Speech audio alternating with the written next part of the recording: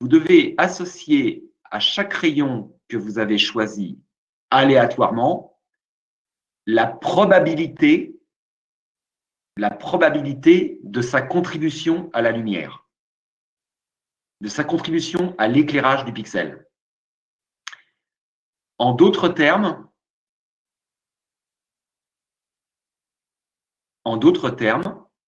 pour le miroir parfait, l'intégrale de Monte-Carlo, ça consisterait à affecter une probabilité de 0 sur tous les rayons possibles de l'hémisphère.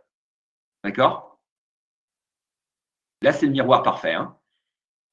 Vous pourriez tirer aléatoirement un rayon autour de l'hémisphère. Par exemple, un oméga I qui est, je ne sais pas moi, là-haut. D'accord? Dans le cas du miroir parfait, vous devez également, si vous voulez utiliser l'algorithme de Monte-Carlo, vous devez également dire quelle était la probabilité de tirer ce rayon, cette probabilité étant indexée sur la contribution de l'éclairage au point P de ce rayon. En l'occurrence, je vous ai dit que le seul rayon qui réfléchit de la lumière dans le cadre d'un miroir parfait, c'est celui-ci. Auquel cas, pour cette surface-là qui est le miroir parfait, ce rayon ici-là a une probabilité qui est infinie et tous les autres rayons qui existent ont une probabilité de 0. D'accord? Maintenant, le problème se pose. Qu'est-ce qui se passe quand on a une surface comme ça? Alors, heureusement, j'ai une manière de vous présenter la chose intuitivement. Prenez le miroir parfait qui est ici. D'accord? Prenez le miroir parfait qui est ici. Imaginez que je prenne du papier de verre et que je le dépolisse un tout petit peu. Très, très légèrement, je le dépolis pour le rendre un tout petit peu mat. D'accord?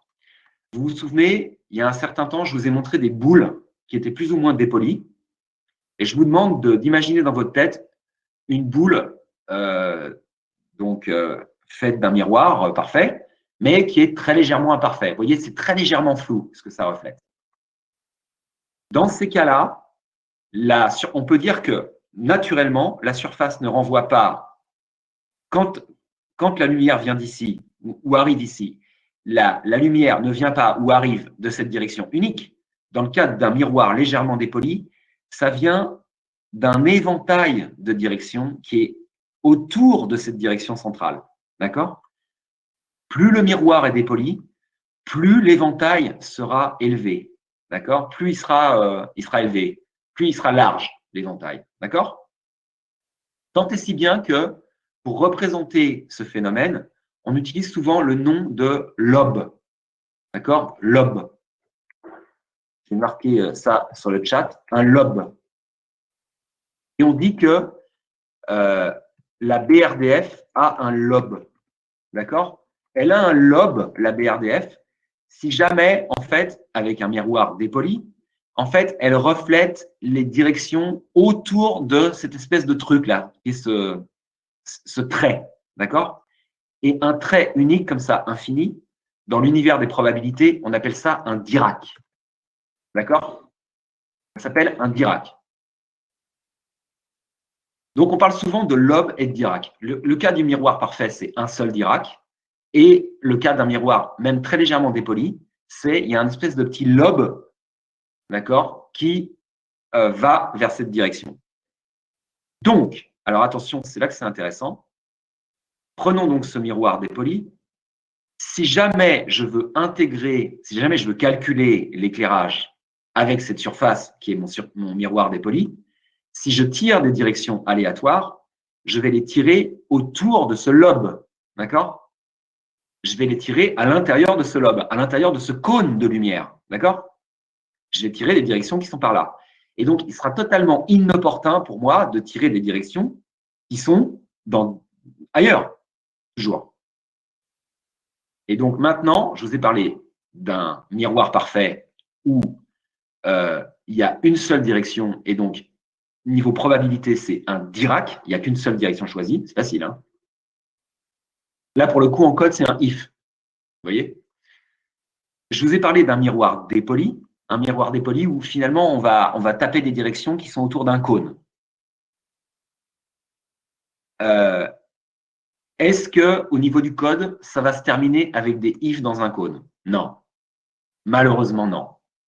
On va tout de suite rentrer dans un univers mathématique. Pourquoi? C'est facile à comprendre, puisque, en fait, vous savez très bien qu'un miroir dépoli, la lumière centrale, là, qui est pile poil dans l'axe réfléchissant, elle a beaucoup plus d'importance que ce qu'il y a autour.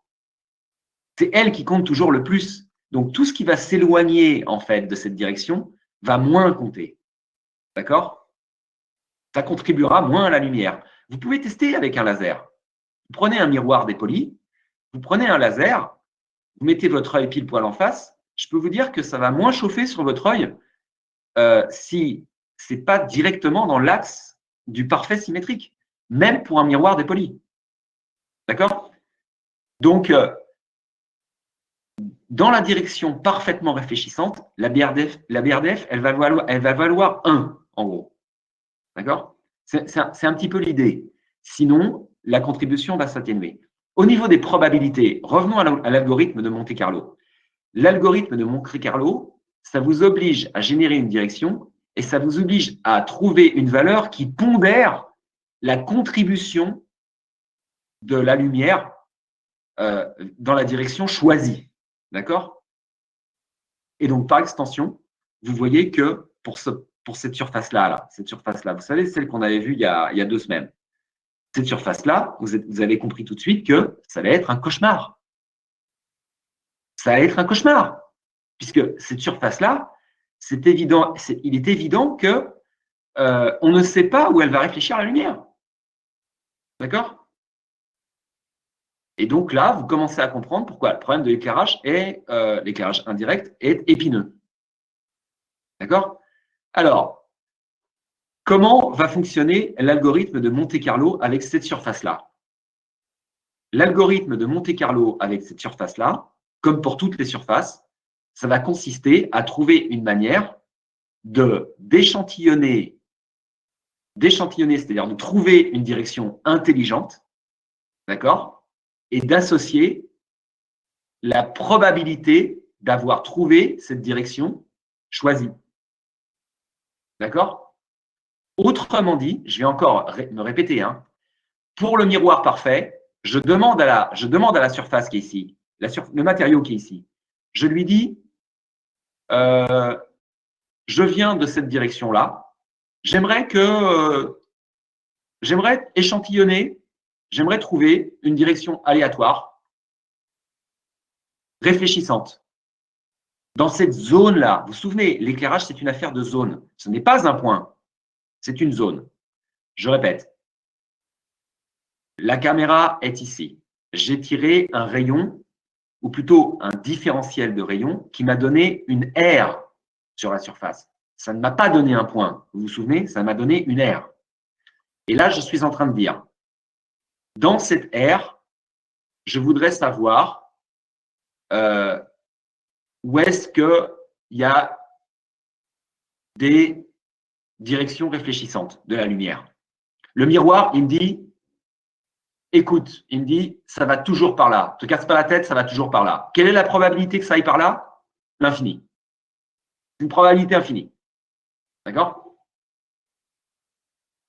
Donc, au moins, pour le miroir parfait, c'est facile. Maintenant, si j'avais demandé à une autre surface, si je lui avais dit, toi, surface qui est un miroir dépoli, est-ce que tu peux me donner une direction aléatoire, s'il te plaît, pour que j'aille voir la lumière? Cette surface, elle ne m'aurait pas donné toujours cette direction. Elle m'aurait dit, OK, écoute, je te donne une direction qui va être à peu près là-dedans, là, et je te donne une petite probabilité en plus, d'accord?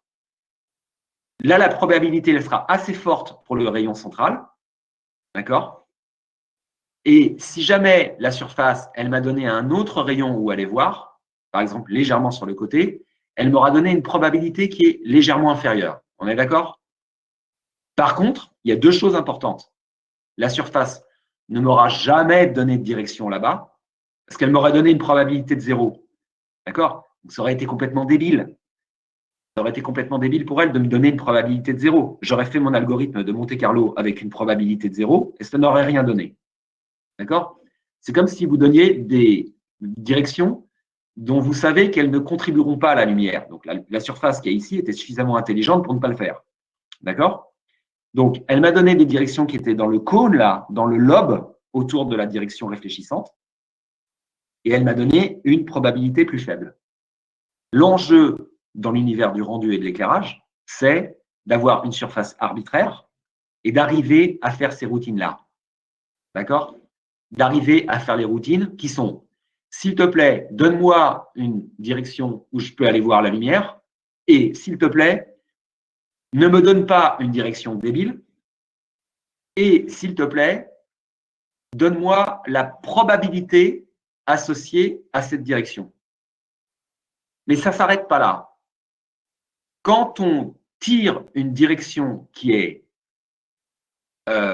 réfléchissante, non seulement il faut donner la probabilité de cette direction, mais en plus, si je tire 100 000 rayons aléatoirement, il faut que les 100 000 rayons tirés aléatoirement suivent la probabilité.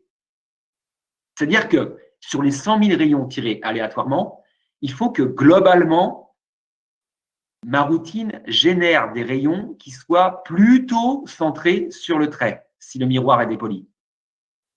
Autrement dit, vous devez générer des rayons, et donc programmer un générateur de rayons qui suivent une distribution de probabilité. D'accord? Vous devez donc générer du code qui est un générateur aléatoire suivant une loi de probabilité qui correspond à la surface. C'est ça que ça veut dire. D'accord? Ça, c'est l'algorithme de Monte-Carlo, et donc vous devez fournir des méthodes qui permettent de l'utiliser.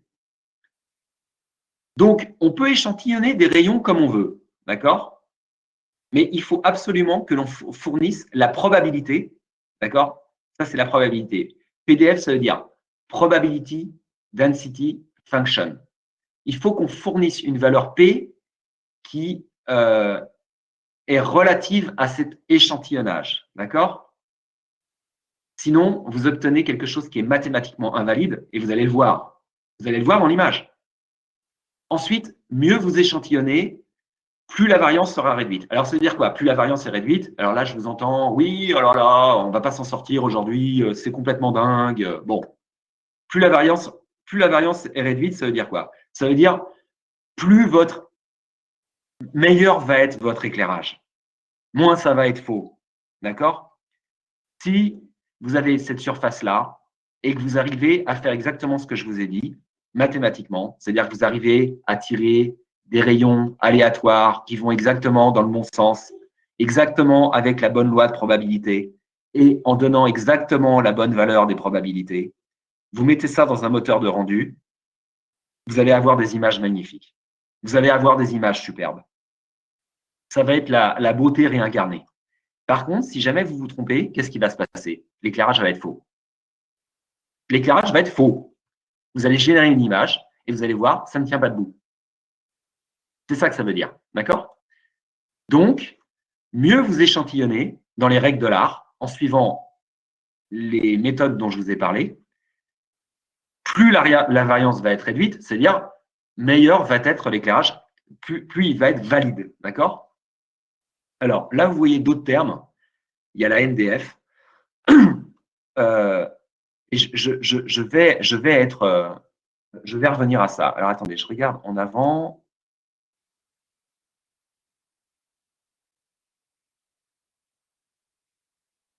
Voilà. Alors, je vous rappelle que si vous tirez 1 milliard de rayons uniformément, si vous tirez 1 milliard de rayons uniformément autour de votre hémisphère, et si vous faites l'éclairage comme des bourrins en moyennant en fait l'éclairage calculé avec la BRDF, la lumière incidente à partir de ce milliard de directions, ça va marcher. D'accord? Le problème, c'est que il faudra vraiment prendre 1 milliard de directions. Vous voyez, c'est tout le problème. Euh, en fait, la variance, c'est ça. La variance, ça va être… la variance, c'est quoi? C'est plus la variance est réduite. Si vous faites les choses dans les règles de l'art, vous allez prendre peut-être 100 échantillons de lumière et en fait, ça va tout de suite donner de bons résultats. Si vous échantillonnez mal, par exemple, si vous échantillonnez autour de l'hémisphère, ça va marcher un peu. Bien sûr, ça va marcher, puisque une intégrale, vous pouvez la calculer au même titre qu'au lycée ou en licence. Vous la calculiez avec des milliers de petits histogrammes. Là, vous pouvez faire pareil. C'est sûr, ça marche. Avec des moyens pareils, bien sûr, ça marche.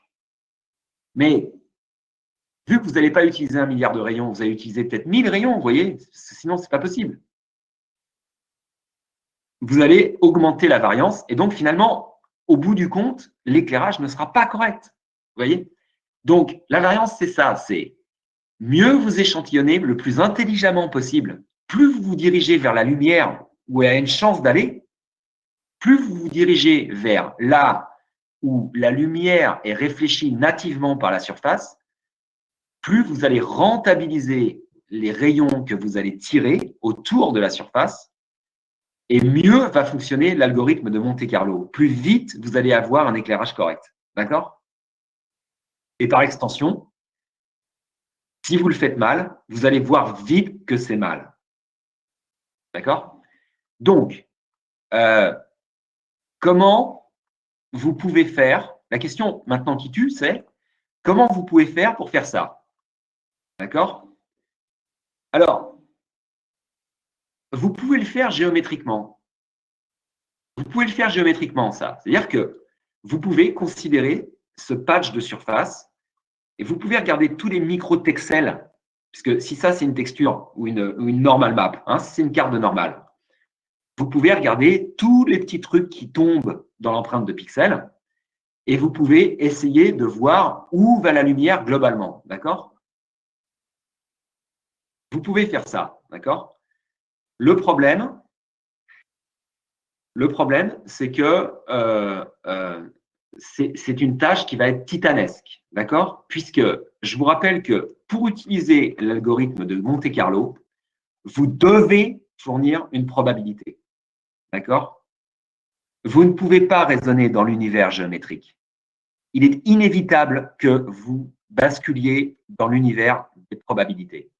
Monte-Carlo ne marche que si vous donnez la probabilité qui est associée à un rayon, d'accord? Pourquoi? Intuitivement, à chaque fois que vous intégrez, un rayon dans ce calcul-là, en fait, vous faites la moyenne de l'éclairage que vous allez obtenir pour une direction, pour plein de directions, et en fait, vous pondérez par la probabilité. Alors, qu'est-ce que ça veut dire pondérer par la probabilité? Ça veut simplement faire une division. Et faire une division, en fait, intuitivement, ça veut dire que moins vous avez de chances d'échantillonner une direction. Donc, par exemple, pour un miroir dépoli, ça va être les directions qui vont être à la fin du lobe, à la fin du cône de lumière. Quand vous avez un rayon que vous allez échantillonner sur le côté du lobe, vous allez associer une probabilité qui est très faible, puisque je vous ai dit que la probabilité était très très forte, la contribution de la lumière est très très forte pour un miroir dépoli dans la direction pleinement réfléchissante. Si vous êtes sur le côté du lobe, la probabilité va être très basse, et donc dans l'intégration de Monte-Carlo, vous allez faire une somme, hein, finalement c'est une moyenne avec une pondération, vous allez faire une somme avec une valeur de probabilité qui va tenir compte du fait que la probabilité est basse. D'accord? Et donc, vu que vous allez tenir compte que la probabilité est basse, vous allez booster la contribution de ce rayon. D'accord? Monte-Carlo, c'est ça. Monte-Carlo, il dit la chose suivante. Monte-Carlo, il dit, je vais faire une moyenne de 1000 échantillons, par exemple. D'accord? Je vais prendre 1000 échantillons. Il est évident que dans le cadre du miroir dépoli, les directions qui sont pleinement centrales, je vais les échantillonner très souvent. D'accord? Donc, la probabilité va être élevée. Donc, je vais donner une importance. Je vais donner une importance finalement assez faible à ce rayon-là. Pourquoi j'ai donné une importance assez faible? Parce que je vais en tirer plein au hasard. D'accord? J'ai tiré plein de rayons là-bas. Donc, je vais pondérer ça avec la probabilité, mais avec la probabilité inverse. D'accord? C'est pour ça que je divise par la probabilité. Inversement, si je suis en fin du lobe ici, si je suis en fin du lobe, je vais échantillonner une direction qui est ici. D'accord? Ça se trouve, il y a une source lumineuse qui est ici. S'il y a une source lumineuse qui est ici, la lumière qui vient de ces sources lumineuses, je vais la voir. Hein. Elle ne va pas passer inaperçue. Hein. D'accord? Alors, je vous disais tout à l'heure, avec un laser, ça va peut-être moins me griller l'œil. En fait, la lumière, quand même, je vais bien la voir là. Hein. Je vais bien la voir. Et donc, vu que j'ai très peu de chances, probabilistiquement, de tirer un rayon ici, il va falloir que je compense ça. Il va falloir que je compense ça. Et il va falloir que je compense ça en rehaussant la contribution de cette lumière. Et comment je peux faire pour rehausser cette contribution? En divisant par la probabilité. Si j'ai une probabilité de 0,9 pour le rayon central, je vais diviser par 0,9, ce qui va me donner un résultat, je sais pas, si je divise 1 par 0,9, ça va me donner un résultat proche de 1. Maintenant, si je divise la contribution de la lumière sur le côté du lobe par 0,1, avec une faible probabilité, je vais booster cette contribution. Et c'est exactement ce que je dois faire. Alors, il y a une question que vous vous posez peut-être. Vous allez dire que je vais tirer énormément de rayons aléatoirement pour un miroir dépoli qui vont suivre la direction centrale. Et je vais tirer finalement très peu de rayons avec mon générateur de rayons aléatoires sur le côté du lobe de dépolissage. Mais finalement, vu que je divise par la contribution de la lumière qui va être la probabilité de la direction, finalement, c'est un peu débile. J'aurais très bien pu faire un générateur uniforme et ne jamais diviser. Non, ça ne marche pas. Ça ne marche pas. Vous ne pouvez pas calculer une intégrale comme ça. Et c'est pour ça qu'il y a l'algorithme de Monte-Carlo. L'algorithme de Monte-Carlo et le calcul de l'intégrale ne marche que si tout ça se produit. C'est comme ça.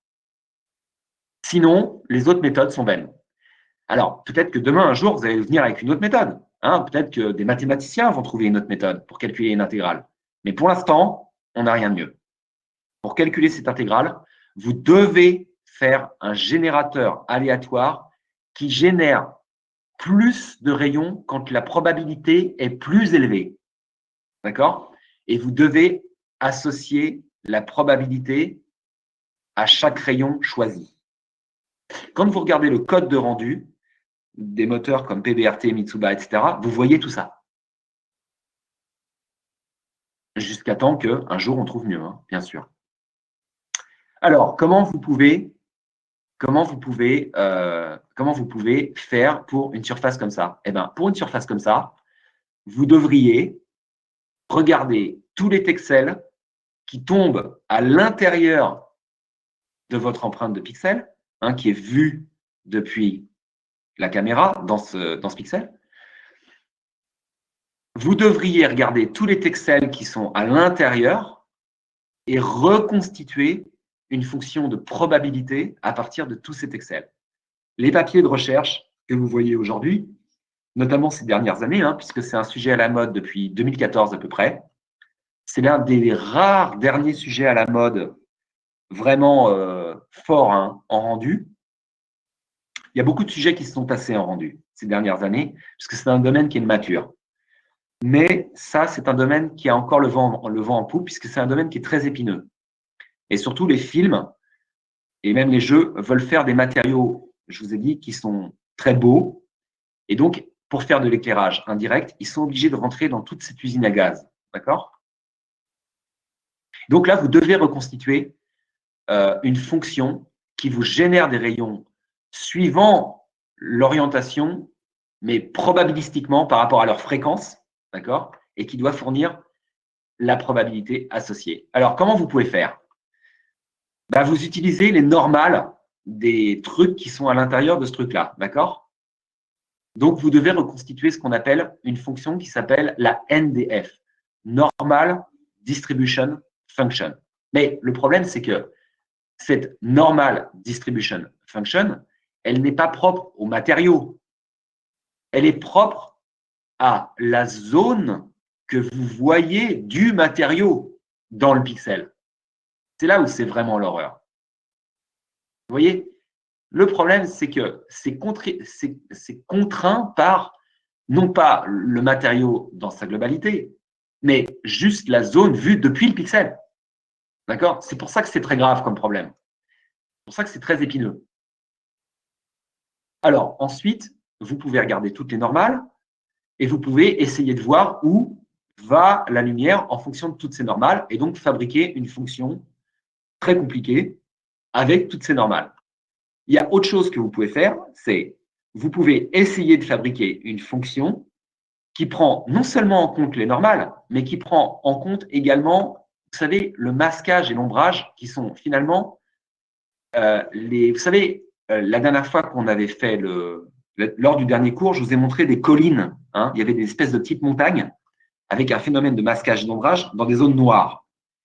Vous pouvez aussi prendre en compte ces phénomènes de masquage et d'ombrage pour essayer de mieux fabriquer cette espèce de fonction de réflectance, d'accord? Cette espèce de fonction qui vous dirait où échantillonner des directions, d'accord? Et surtout, pour chaque direction échantillonnée, probabilistiquement en échantillonner le bon nombre, quelque chose que vous êtes obligé de faire, et fournir la valeur de la probabilité associée. D'accord? Donc, vous pouvez faire une fonction, la NDF là. Hein, par exemple, au lieu d'échantillonner finalement des directions autour de l'hémisphère, vous pouvez échantillonner des directions suivant la fonction de distribution de normale du bout de surface que vous voyez. D'accord?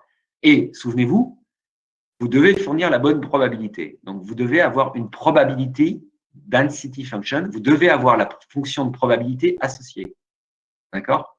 Et sinon, cette VNDF, la VNDF, c'est vous pouvez, si vous le souhaitez, si vous le pouvez, essayer de prendre en compte les directions visibles en tenant, en prenant en compte le masquage et l'ombrage. D'accord? Et donc, toujours bien échantillonné est primordial. D'accord? Alors, supposons que vous arriviez à échantillonner des normales là-dedans. D'accord?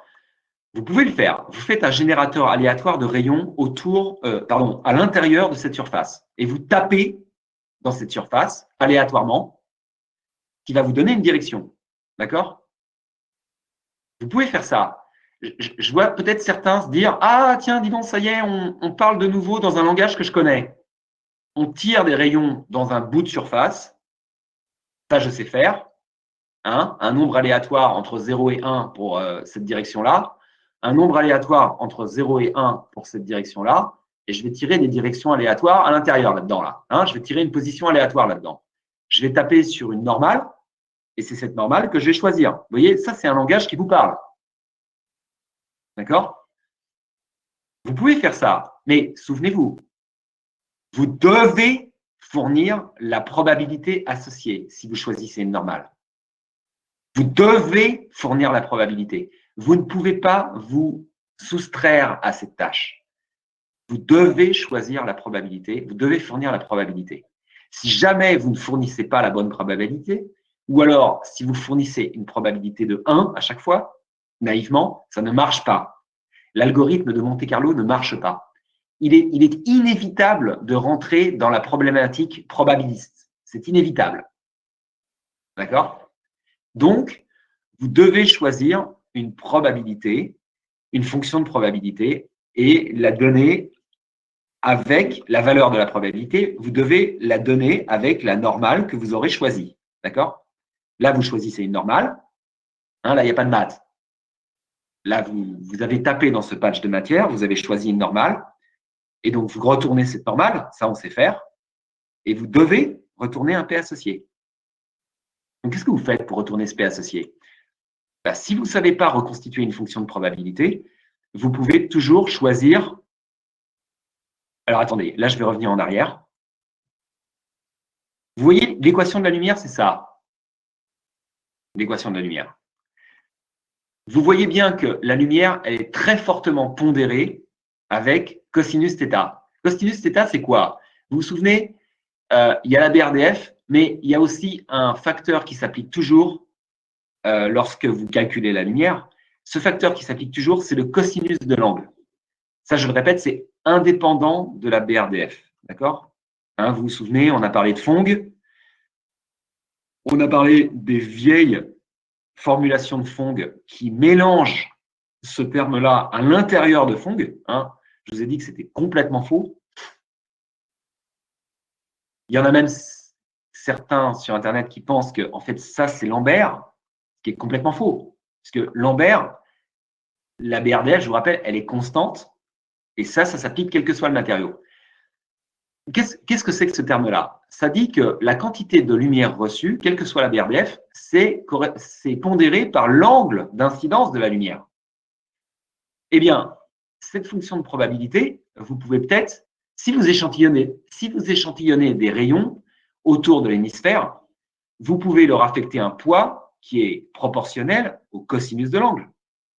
Déjà, c'est intelligent de faire ça. Parce que vous savez très bien que si vous recevez de la lumière sur l'angle incident, pour beaucoup de surfaces, ça va réfléchir plein de lumière. Puisque souvent, l'angle incident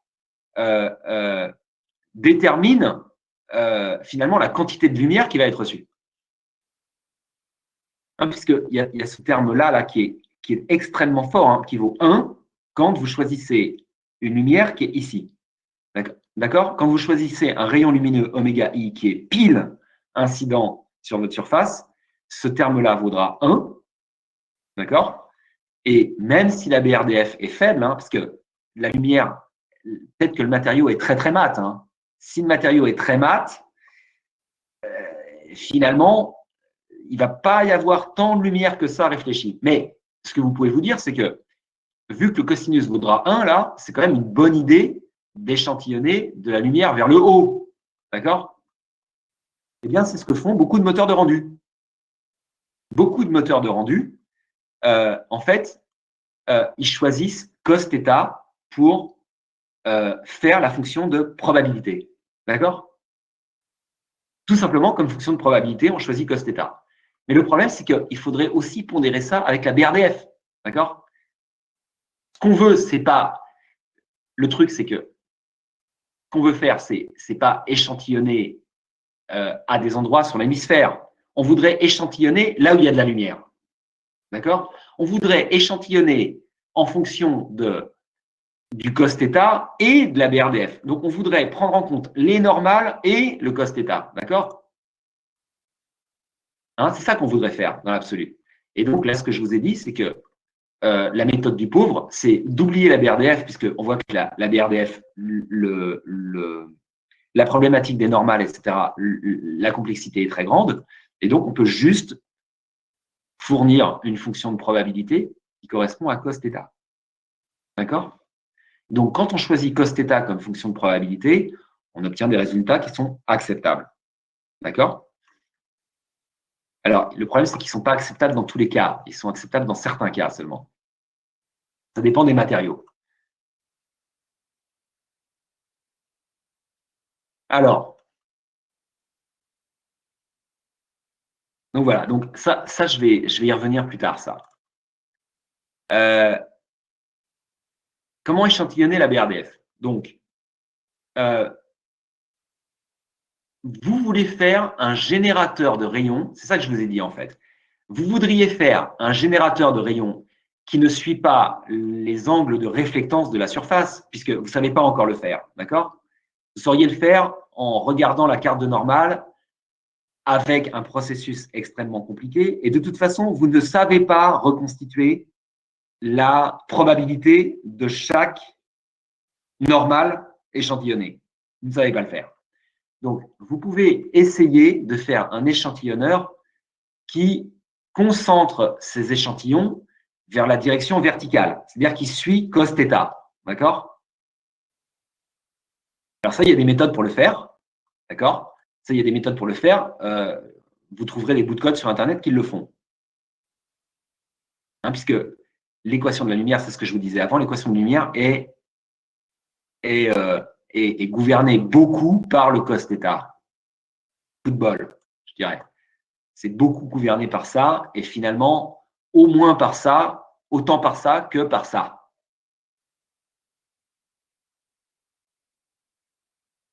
Donc voilà. Alors, sinon, on peut revenir au problème d'avant. On peut se dire, on regarde toutes les normales qui sont dans l'empreinte de pixels, hein, le petit patch de matière que je vous ai montré auparavant, et on essaye d'échantillonner voilà, des normales à l'intérieur. Attendez, je crois qu'il y a un truc sur l'ordinateur d'à côté. Attendez. Depuis tout à l'heure, il y a un truc qui sonne. Je vais regarder ce que c'est.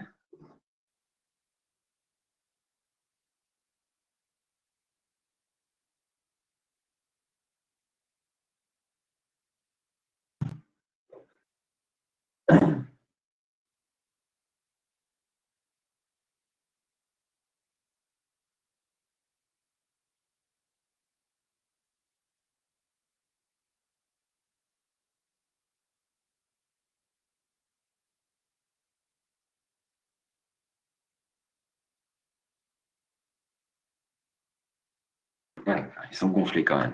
Bref. Donc voilà. Donc là, ce que vous voudriez faire, je le répète, c'est, on a vu qu'on pouvait complètement oublier ce problème d'échantillonner la BRDF et que on pouvait essayer de faire un générateur qui se concentre en fait là-haut, puisque même si la direction réfléchissante, elle est ici, soyons clairs, ici, le cosinus, il vaut combien là? Il vaut, allez, 0,5. De toute façon, même s'il y a de la lumière là-bas, on la verra que moyennement. Donc, ce qu'on peut faire comme méthode du pauvre, c'est échantillonner, non pas en fonction de la surface, mais échantillonner en fonction de la direction verticale, en se concentrant sur cette direction verticale et finalement en échantillonnant la fonction cosinus θ. Hein, cosinus θ, ça va se concentrer là-haut en fait, le truc. Donc ça, vous verrez, il y a un bout de code pour le faire qui est très simple. Et donc sinon, maintenant, je reviens au problème de départ, c'est si on veut échantillonner là, la surface, les directions réfléchissantes, dans un cas très complexe comme ici, comment on peut faire? Alors vous, dans les cours précédents, on a vu un modèle d'éclairage qui n'est non pas explicite avec plein de petits micro-miroirs dans un patch de pixels, on a vu un modèle qui est gouverné par une distribution de microfacettes. D'accord? On a vu que c'était génial ce truc parce que les distributions, on n'a aucun micro-miroir à examiner un par un.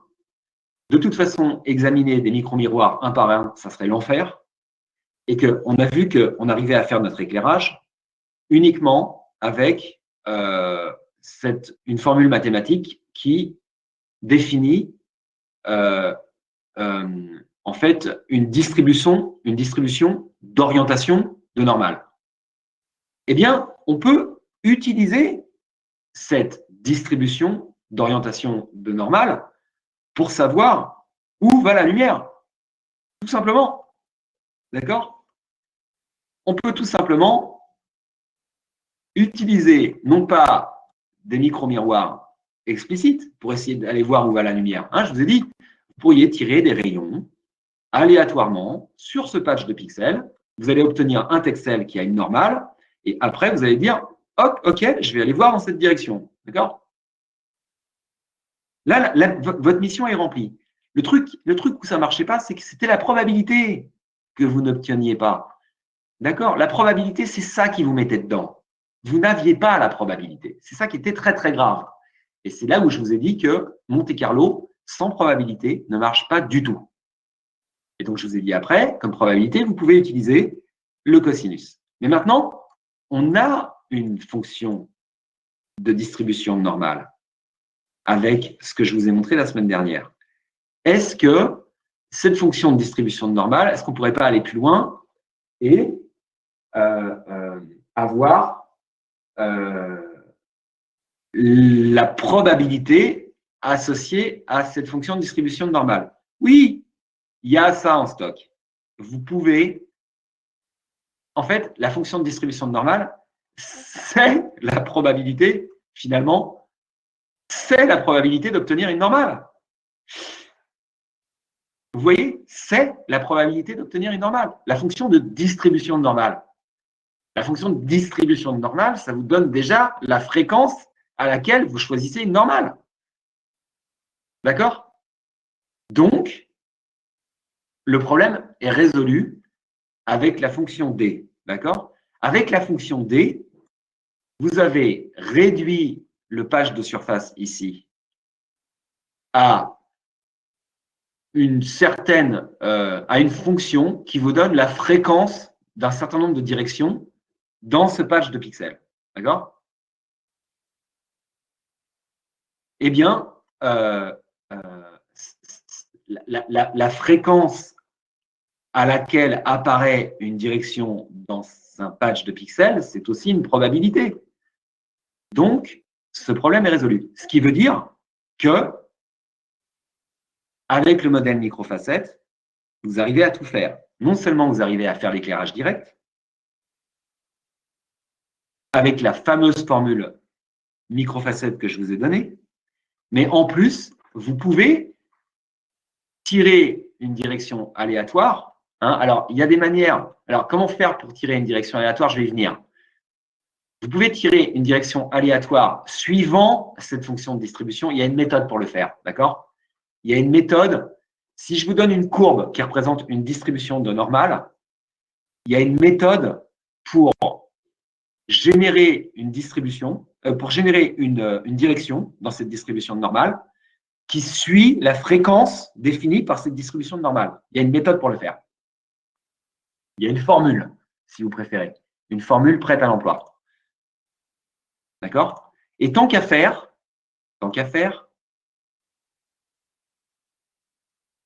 vous pouvez aussi tenir compte du masquage. Au lieu d'échantillonner une direction qui correspond à la fonction de distribution normale, vous pouvez, on sait faire aujourd'hui dans l'état de l'art, on sait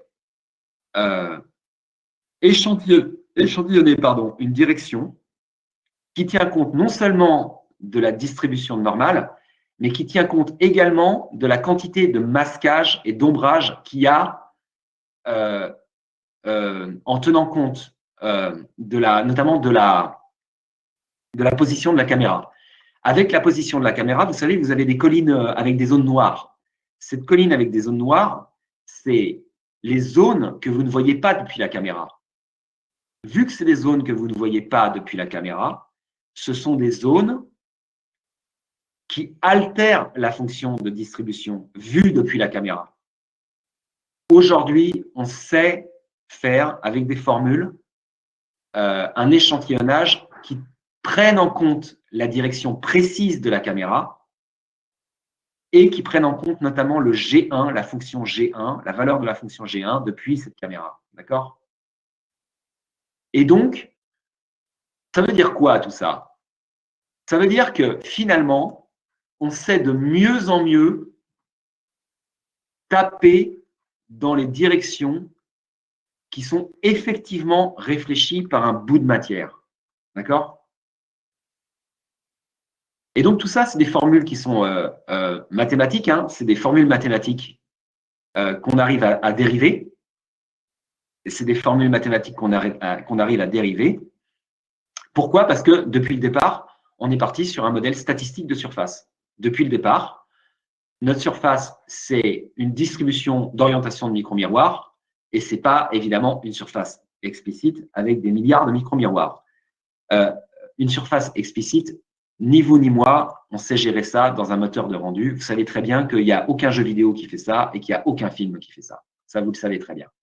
Donc, on est obligé de vivre dans un univers mathématique.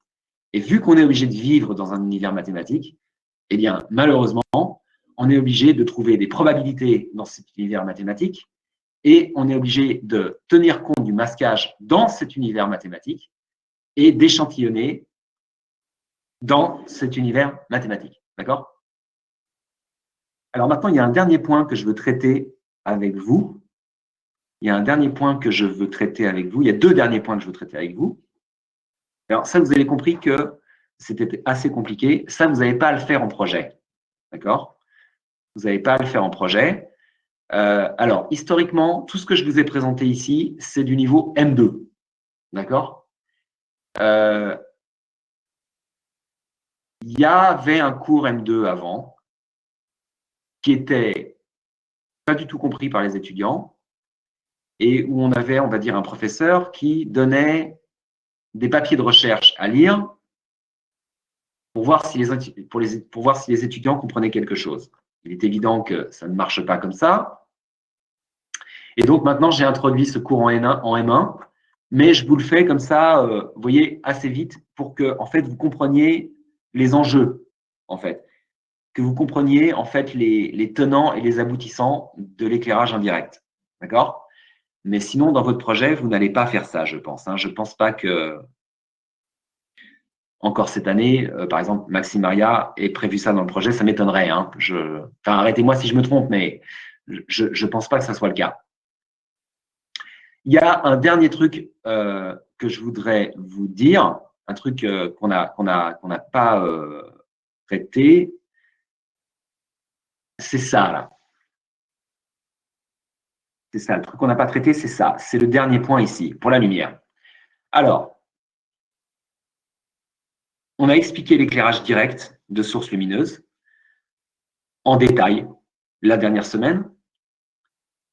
On a aujourd'hui expliqué très vite et très brièvement le path tracing et l'éclairage global, l'éclairage indirect. Vous avez compris grosso modo les enjeux, qu'il s'agit de générateurs aléatoires avec des probabilités associées qui sont complètement dépendants du matériau. Donc, ce sont des fonctions qui sont typiquement dans le matériau. D'accord? Il nous reste un dernier truc à voir ensemble. Un dernier truc à voir ensemble pour boucler en fait le rendu. C'est comment on fait dans un moteur de rendu pour prendre en compte une map d'environnement. Si on examine bien les moteurs de rendu classiques, c'est le dernier truc qui manque. 1, éclairage direct. 2, éclairage indirect global. 3, carte d'environnement. Carte d'environnement, c'est quoi? Vous avez une carte extérieure qui représente une sphère autour de vous. Et cette carte d'environnement, il y a un stand de texels, de pixels, éclairés avec une intensité plus ou moins importante. Et à chaque fois que vous faites votre éclairage, alors là, je vais revenir à une diapo précédente. À chaque fois que vous faites votre éclairage, d'accord, vous voulez essayer de taper, non pas vers là où le matériau réfléchit la lumière, vous voulez taper non pas là où il y a des sources lumineuses ponctuelles ou planaires, mais parfaitement identifiées spatialement. Vous voulez essayer d'aller voir la lumière partout autour de vous et de préférence là où la carte d'environnement est, je dirais, très lumineuse.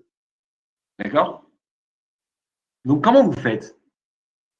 Comment vous faites pour tirer des rayons aléatoirement autour de vous? Alors, pour calculer l'éclairage avec une carte d'environnement, comment vous faites? Monte Carlo. Monte Carlo, le problème ne change pas.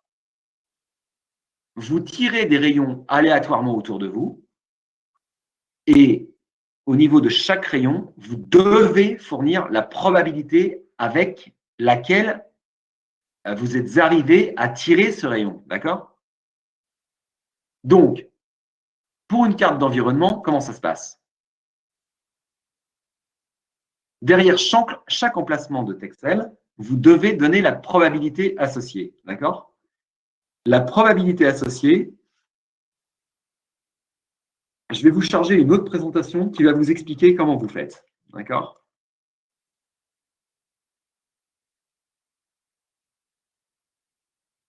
Attendez, hop.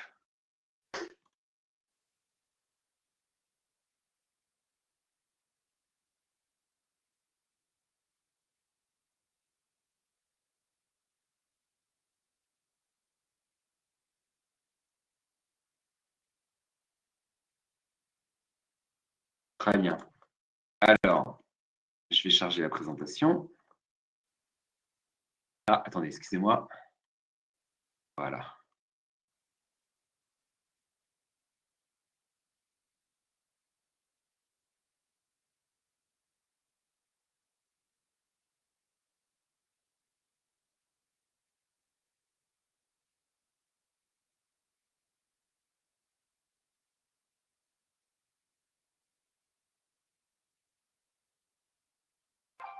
Alors,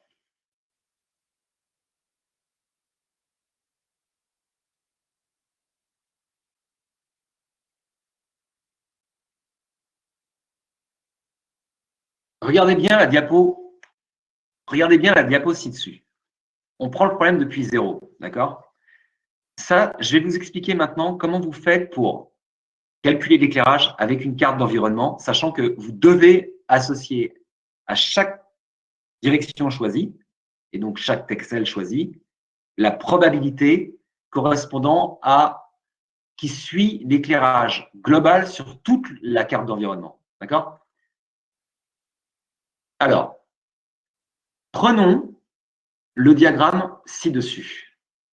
Dans le diagramme ci-dessus, qui est discret, hein, c'est une courbe qui est discrète, vous voyez, j'ai mis un histogramme, j'ai dessiné un histogramme avec une valeur de, je sais pas moi, on pourrait dire, je sais pas moi, 5, 6, 7, et là, je sais pas, 3. Hein, il y a 4 valeurs, et là, ça vaut 5, 6, 7, 3. Imaginez que ça, ce sont des intensités sur sur les 4 différents pixels de votre carte d'environnement. D'accord? Ça, ce sont les 4 pixels de votre carte d'environnement. Il y a un pixel qui est plutôt noir ici, et lui, il est plutôt blanc. Si vous échantillonnez des directions en 3D, ici, vous échantillonnez des positions. Quand vous faites votre éclairage avec l'algorithme de Monte-Carlo, vous devez échantillonner, si vous échantillonnez 100 000 fois cette chose-là, vous devez échantillonner 100 000 fois cette chose-là, proportionnellement, avec une fréquence proportionnelle aux valeurs ici. D'accord?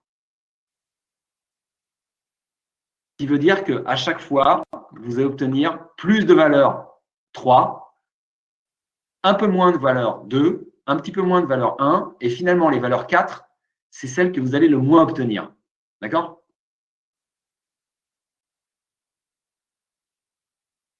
Comment vous faites? La question c'est, alors ça c'est très intéressant comme problème informatique pur cette fois, même pas mathématique.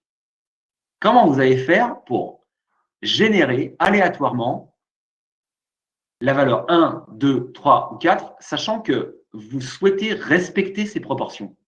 Eh bien, vous allez faire ce qu'on appelle une fonction cumulative de distribution. Cette fonction cumulative de distribution, dans un univers discret, elle va être composée de boîtes. Regardez bien. La boîte numéro 1, au début, je la mets là. Après, je la répète ici. J'empile par-dessus la boîte numéro 2. Je copie le 1 et le 2 ici. J'empile par-dessus la boîte numéro 3. Je l'empile ici. Je copie 1, 2, 3 ici. Et j'empile la boîte numéro 4 ici. Et maintenant, Alors, c'est là que c'est vachement bien. Maintenant, pour tirer une valeur 1, 2, 3 ou 4 aléatoirement, proportionnellement à la taille de ces trucs-là, comment vous faites? Alors ça, c'est génial. Vous tirez un nombre aléatoire entre là et là. D'accord? Donc, entre là et la somme de la hauteur ici. Donc, si là, j'ai 5, 6, 7, 3, ça fait 5 plus 6, 11, plus 7, 18, plus 3, 21. Je tire un nombre aléatoire entre 0 et 21. Ça va me donner une valeur ici, par exemple. Ça va taper sur le 3. Et si vous regardez bien ce système, je tape bien sur des valeurs proportionnellement à leur contribution dans la somme. D'accord? Là, j'ai fait une fonction cumulative de probabilité. Je suis donc en mesure de tirer aléatoirement la valeur 1, 2, 3 et 4 en fonction de la hauteur des barres associées. Vous savez faire ça sur un diagramme comme ça. Vous savez donc faire ça sur une carte d'intensité sur une environnement map. D'accord? Et après, avec un peu d'effort, vous savez retourner la probabilité associée, puisque la probabilité associée, c'est ça. La probabilité associée, c'est, pour lui là, c'est 7, parce que j'avais dit 5, 6, 7, 3, c'est 7 divisé par la somme de tout ça, hein, parce que vous devez pondérer par la somme. D'accord? Vous pondérez par la somme, parce que sinon j'aurais pu prendre 50, 60, 70 et 30. Donc c'est forcément pondéré par la somme. D'accord? Donc là, mine de rien, vous savez tirer aléatoirement un emplacement dans une carte de normale, dans une carte d'éclairage, l'environnement de map, et vous savez vous diriger là où il y a le plus de lumière. Ce que vous voulez faire pour Monte Carlo. Parce que pour Monte Carlo, vous voulez aller vers là où il y a de la lumière. D'accord? Et donc, vous savez faire ça là où il y a de la lumière, et vous savez donner la probabilité associée. Donc, qu'est-ce qu'on peut dire? L'éclairage direct, on sait très bien le faire. L'éclairage direct avec la carte d'environnement, on sait très bien le faire avec Monte Carlo, en échantillonnant beaucoup de directions et en retournant la probabilité associée. On sait échantillonner de manière parfaitement valide les endroits où il y a de la lumière, de la manière la plus parfaite possible, et on sait retourner la probabilité associée. Donc, on sait utiliser Monte Carlo. Hein. Je vous rappelle, Monte Carlo, on divise simplement par la probabilité et on fait la moyenne de tous les échantillons. L'algorithme de Monte Carlo, c'est ça, rien de plus. Et le seul truc qui pose une difficulté, mais malheureusement, c'est très, très important dans le rendu, c'est l'éclairage indirect. D'accord? Alors, il y a juste un truc que je voudrais, il y a deux choses que je veux revoir avec vous. Deux choses que je veux revoir avec vous. Je vais revenir sur la diapo précédente.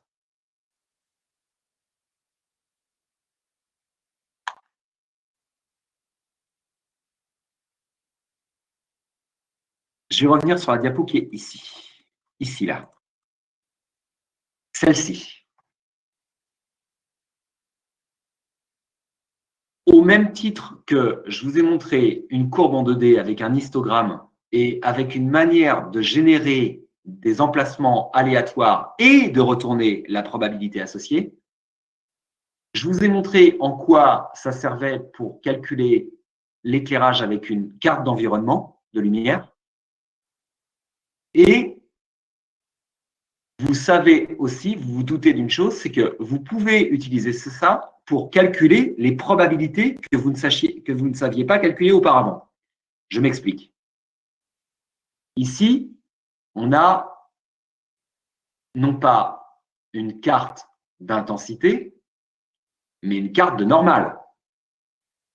Donc finalement, on a un histogramme un peu plus compliqué. D'accord? On a d'une certaine manière un histogramme à plusieurs dimensions. Vous voyez? Eh bien, vu que c'est des valeurs discrètes ici, là, c'est des valeurs discrètes. Toutes les valeurs que vous pouvez obtenir des texels qui tombent là-dedans, hein, là, on a un ensemble de texels. Vous pouvez très bien choper, je dirais, isoler tous les texels avec des boucles là qui tombent là-dedans. Vous savez les énumérer. Eh bien, vu que vous savez les énumérer, vous pouvez reconstituer une fonction cumulative de distribution avec les boîtes telles que je vous l'ai montré auparavant. Et donc, non seulement vous pouvez tirer une direction aléatoire suivant la fréquence d'orientation de cet Excel, ce que vous ne saviez pas faire auparavant. Hein. Auparavant, vous saviez juste générer des directions aléatoires, mais c'est tout. Là, vous savez juste tirer des directions aléatoires et vous savez générer la probabilité associée. Parce que dans les boîtes que je vous ai montrées auparavant, on a reconstitué une fonction qui nous permet de définir la probabilité associée. D'accord?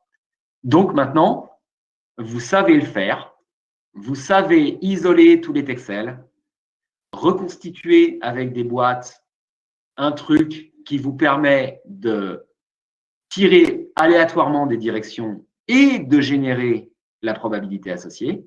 Et donc, finalement, maintenant, vous savez bien résoudre le problème.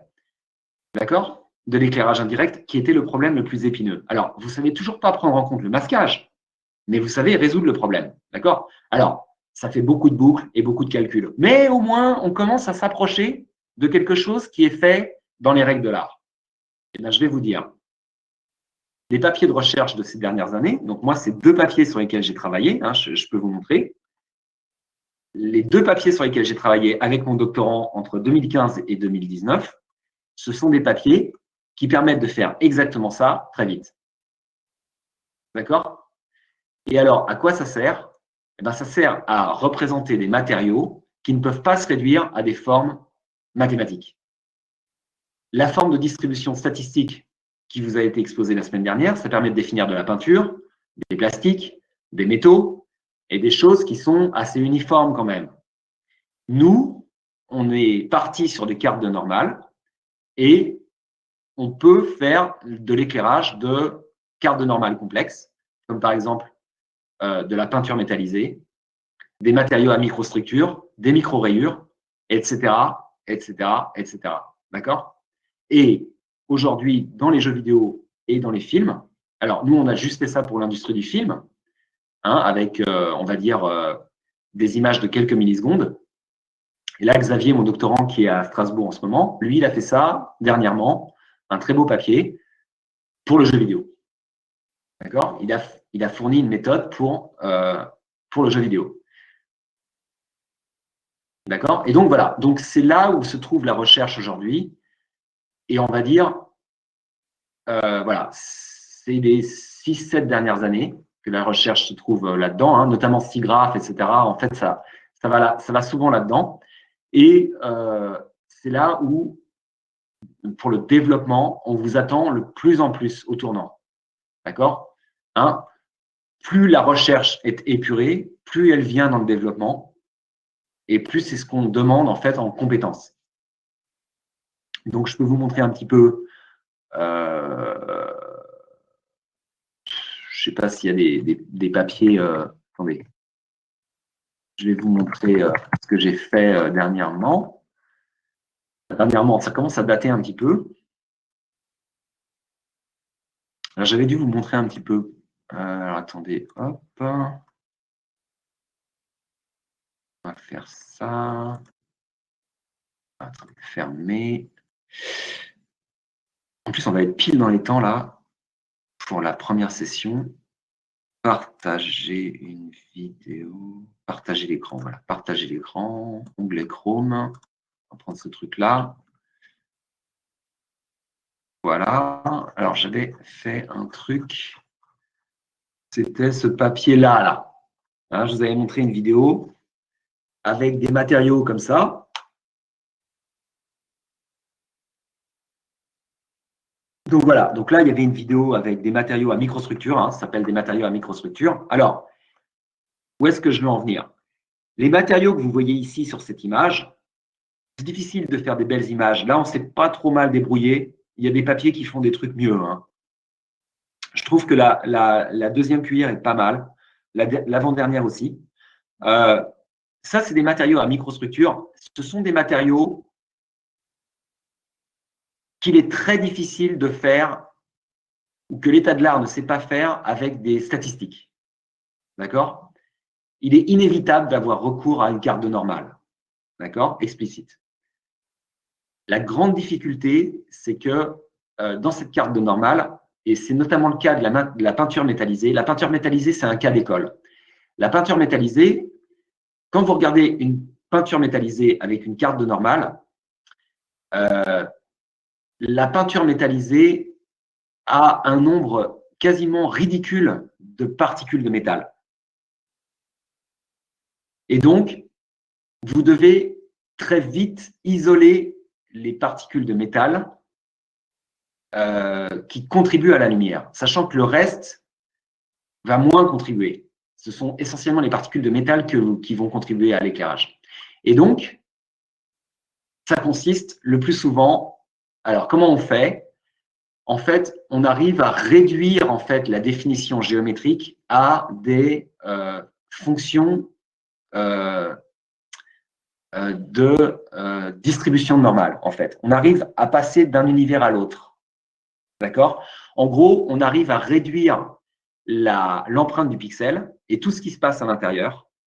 L'empreinte du pixel qui est donc composée de milliers de pixels.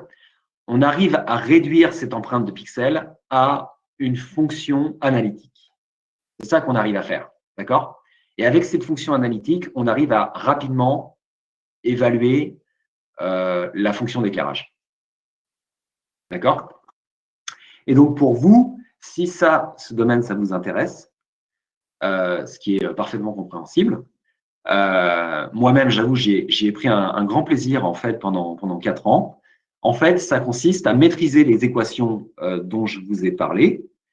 Alors, pas tout de suite, hein, mais à vous mettre dedans, peut-être dans le cadre d'un stage l'année prochaine, peut-être dans le cadre d'un cours l'année prochaine. Hein, on va voir comment les choses s'agencent. Hein, peut-être que le cours sur l'éclairage va refaire surface.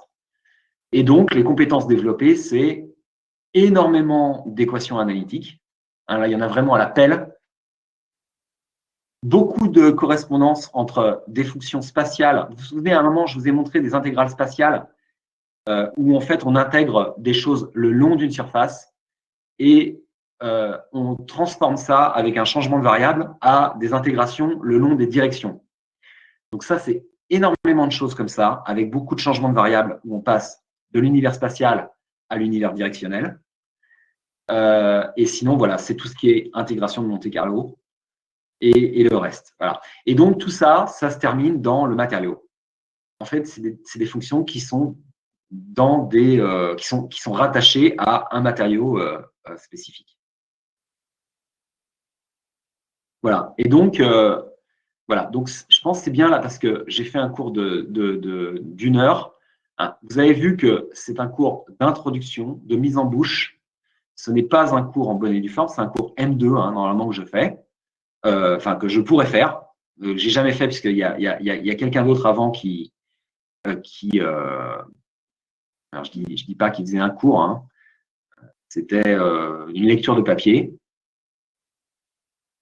Et voilà, c'est juste pour vous faire comprendre en fait les tenants et les aboutissants de l'univers de l'éclairage, vous montrer où la recherche se trouve à l'heure actuelle et voilà les postes les plus croustillants hein, en termes de salaire et où vous sortez du lot, ce sont les postes en éclairage là-dedans. Alors, il y en a partout. Hein. Il y en a chez Unity, il y en a chez Electronic Arts, il y en a chez je sais pas, Disney, beaucoup chez Disney, hein, Zurich. Disney Zurich, hein, qui est connu. Hein. Vous avez ça chez Ubisoft. Voilà. Donc, c'est de l'éclairage. C'est les postes qui sont en éclairage. Les postes en éclairage, c'est cet univers-là qu'il faut maîtriser. Alors, vous avez d'autres méthodes d'éclairage global. Vous allez peut-être le voir en M2 d'ailleurs, hein, dans diverses UE. Il y a le photon mapping. Mais le nerf de la guerre quand même aujourd'hui, ça reste la BRDF. Et tout ce qu'il y a dans la BRDF, c'est l'échantillonnage de la BRDF. Et donc,